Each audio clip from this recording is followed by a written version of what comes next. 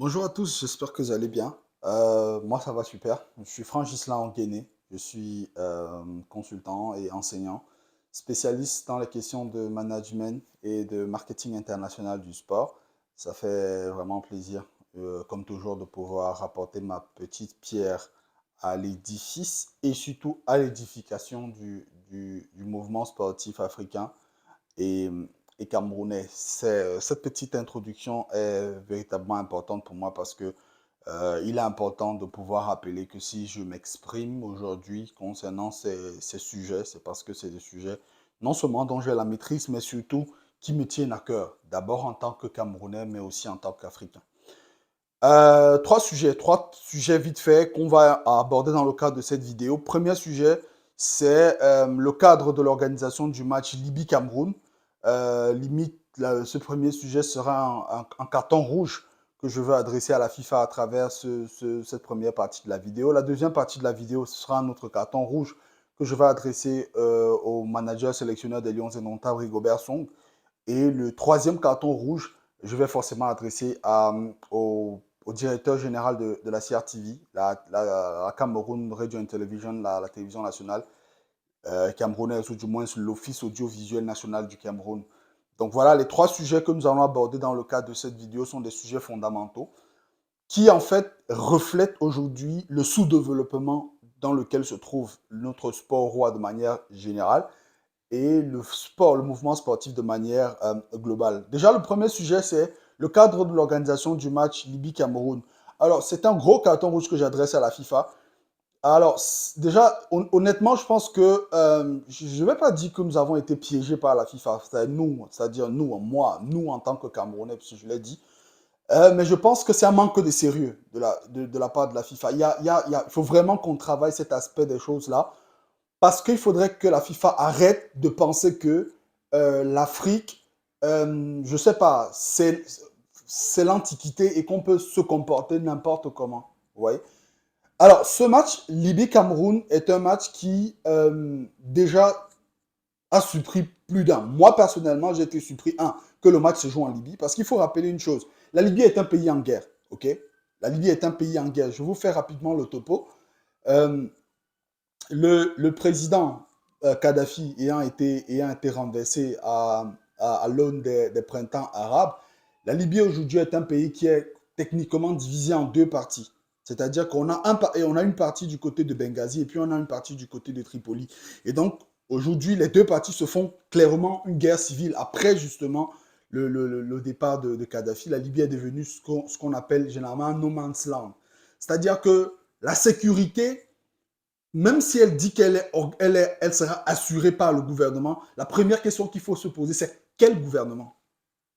Parce qu'aujourd'hui, on n'est pas en même de pouvoir dire clairement quel est le gouvernement qui a pignon sur rue du côté de la Libye. Et donc, lorsque on nous a dit que la sécurité des Camerounais, la sécurité des délégations et tout ce qui va avec sera assuré par le gouvernement, la question que moi je me suis posée, c'est quel gouvernement en fait?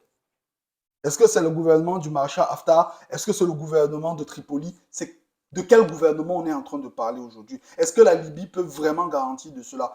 Et voilà le résultat.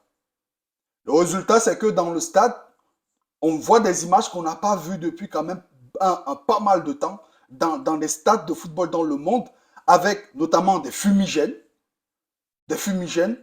des lasers, des cocktails Molotov, des projectiles, des menaces de mort. Et c'est des images qui sont des images kafkaïennes, chaotiques qu'on n'a plus vues dans le football depuis pas mal de temps. Donc il y a ce premier problème. La FIFA demande d'aller jouer à Benghazi alors qu'ils savent que la sécurité des acteurs ne peut pas être assurée. Parce que ce qu'il faut dire, c'est que ce qui s'est passé à Benghazi, c'est une honte. D'abord pour la CAF, je ne parle pas de la CAF parce que pour moi, véritablement, qu'est-ce que je vais dire? Pour moi, la CAF, honnêtement, c'est une organisation qui est engluée dans une incompétence totale depuis le départ d'Issa Hayatou. J'ai travaillé à la CAF, je sais de quoi je parle.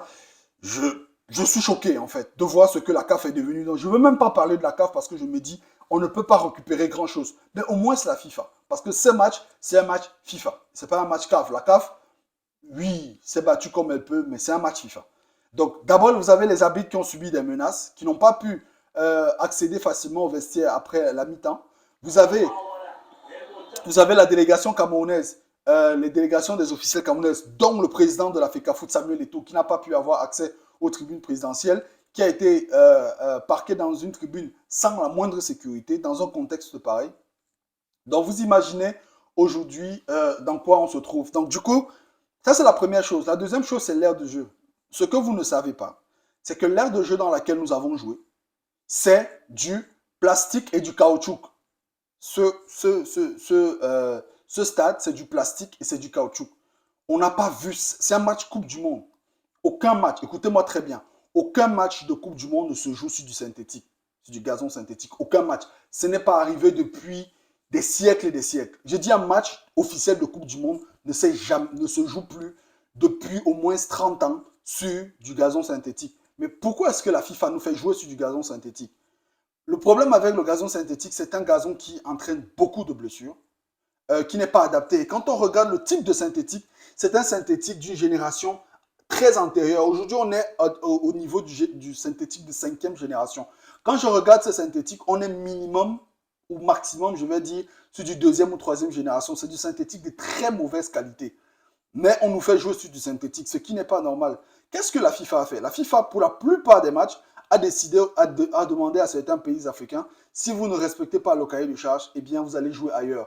Ce qui fait en sorte que le Maroc s'est taillé la part belle en se tapant plus de 14 matchs pour attirer un certain nombre de nations africaines. Nous-mêmes, le Cameroun, on a eu l'habitude d'abriter les matchs des pays comme le Tchad, la RCA et autres.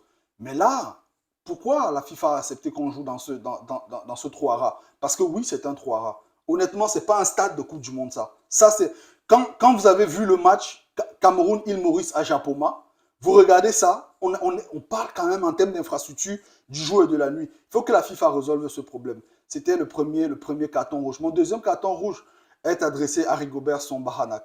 Alors, honnêtement, je pense que cette vidéo devrait amener les uns et les autres à faire un mea culpa.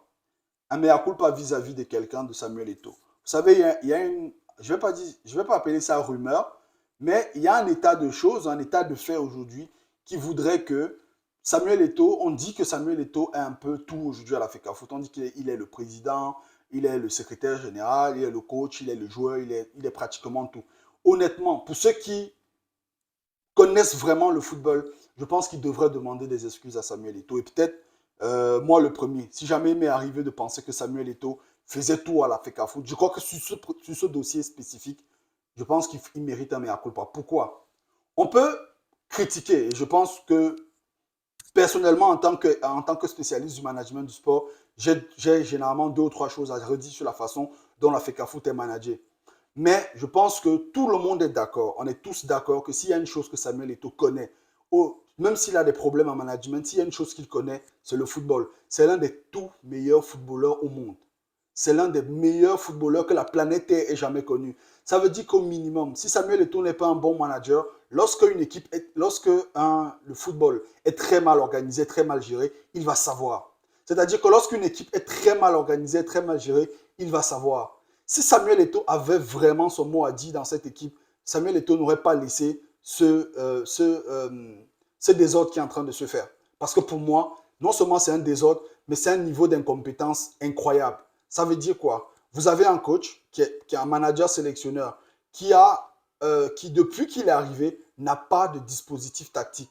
Et ça aussi, on peut dire, OK, le dispositif tactique, c'est juste du verbiage. Mais dans les faits, qu'est-ce qui se passe? Au moins, il y a le team building. OK, tu as des joueurs qui sont blessés, comme ton capitaine et Aboubakar Vincent. Tu as des joueurs qui ne peuvent pas être là pour des raisons que seul Dieu sait.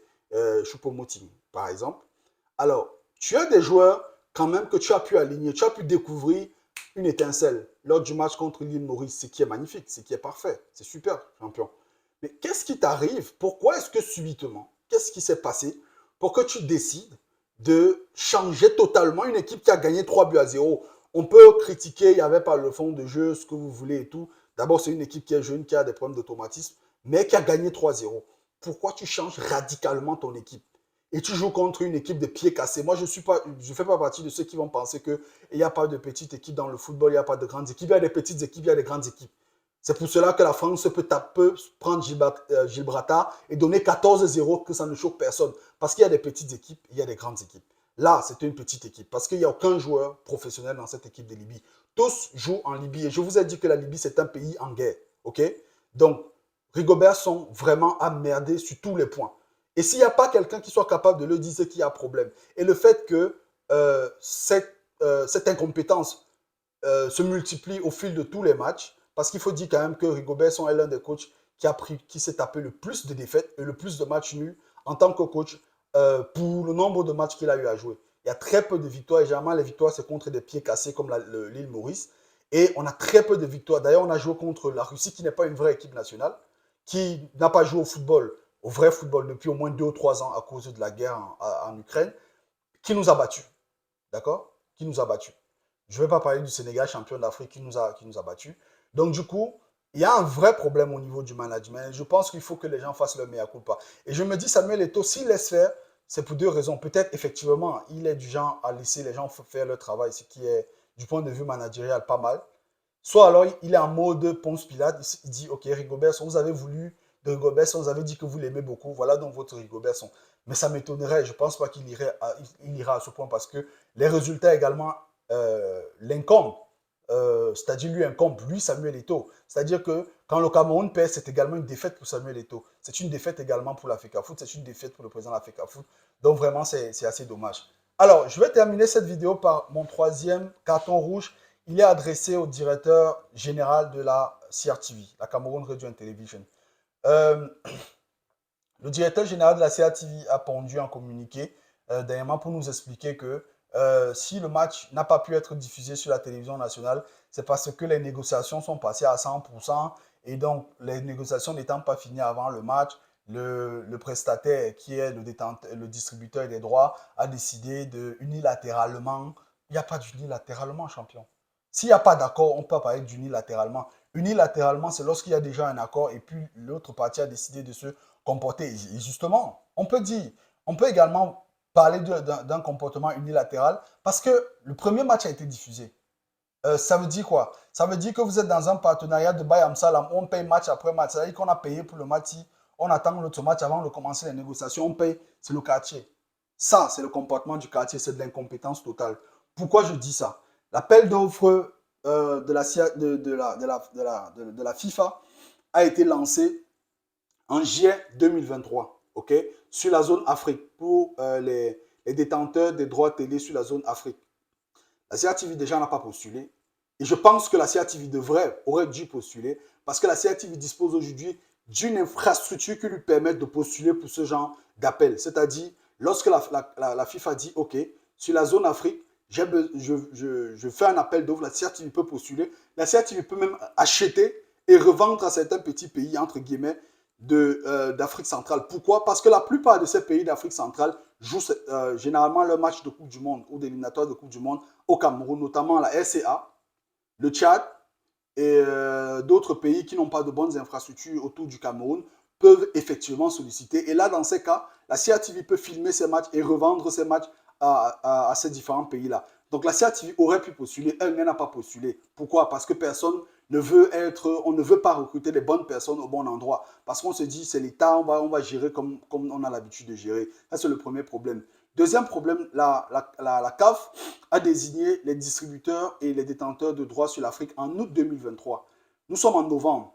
Depuis août 2023, la CRTV, à défaut d'avoir postulé, devrait se rapprocher de ceux qui ont été retenus par la FIFA pour justement commencer les négociations. Elle attend la dernière minute pour commencer à négocier. D'ailleurs, il y a un match qui a déjà été diffusé. Comment vous expliquez ça? Donc, véritablement, je pense que la sortie du directeur de la CRTV, à défaut, ce genre de sortie, généralement, doit être accompagné d'une démission parce que c'est de l'incompétence. C'est de l'incompétence pure et simple. Mais c'est même un aveu d'impuissance et un aveu d'incompétence. Je pense que la CRTV a très mal géré sur ce coup. Et pourquoi est-ce que je parle de la CRTV? Parce que ce sont nos impôts. La CRTV bénéficie de l'argent des Camerounais à deux niveaux. Premier niveau, au niveau du contribuable, parce que la CRTV est financée par le contribuable camerounais. Et le deuxième niveau, simplement parce que la CRTV bénéficie de ce qu'on appelle les redevances audiovisuelles, qui normalement doivent être reversés à tous les médias camerounais, mais on ne reverse cet argent qu'à la CA TV et à Cameroun Tribune, ce qui est une hérésie pure et simple. Donc la CA TV ne peut pas dire aujourd'hui, je n'ai pas l'argent pour acheter les droits du championnat camerounais, alors que la CA TV dispose des ressources financières, d'une infrastructure, normalement d'une ressource humaine qualifiée, et on se retrouve dans cette situation. Ça veut dire qu'il y a quelque chose qui n'a pas marché quelque part. Normalement, des gens devraient démissionner. Minimum, les gens devraient démissionner. Maximum, les gens devraient être virés parce qu'ils n'ont pas la compétence pour pouvoir gérer ce genre de dossier.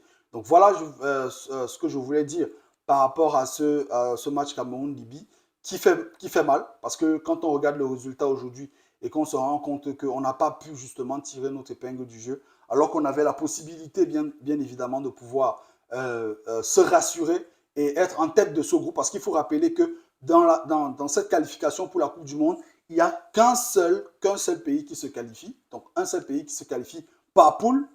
Quand je vois déjà qu'on est dominé par la Libye et qu'on a des difficultés face à l'île Maurice, je me demande comment ça va se passer lorsqu'on nous allons jouer des équipes quand même d'une acabit d'une acabit meilleure, notamment l'Angola. Et je me demande comment on va se déployer lorsqu'on va aller en Cannes, où on va jouer quand même le Sénégal, champion d'Afrique, la Guinée qui a actuellement le meilleur buteur africain des 5 grands championnats, notamment Guirassy, la Gambie qui aujourd'hui est une équipe qui montre véritablement quelque chose de bon. Comment on va se comporter à la Cannes si on n'arrive même pas aujourd'hui à gagner la Libye qui est constituée des joueurs, à mon sens, de pieds cassés. Ça, c'est mon point de vue. Vous aurez aussi l'occasion de donner votre point de vue.